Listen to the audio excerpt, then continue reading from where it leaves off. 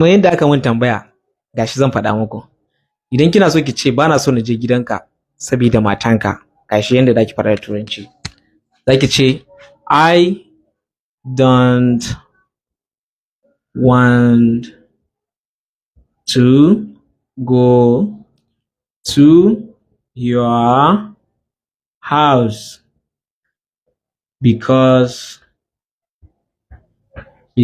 of your wife.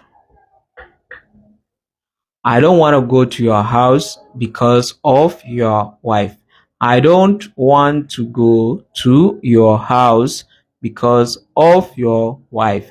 Bana so na je gidanka saboda matanka. So misali kina so ki ce bana so na je gidanka saboda dan uwanka. Zaki iya cewa ko kuma bana so na je gidanku saboda dan uwanka. So kawai because of your brother. Bana so na je gidanka saboda dan uwanka. One kenan. So you can interchange these sentences da ainihin subject din da ainihin wanda ake referring da shi. So I don't want to go to your house because of your wife. Bana so na je gidanka saboda matanka. So wani miji zai faɗa wannan, na mace za ta iya faɗa. Da fatan mun gane. Saboda haka sai mu da wannan video na gaba.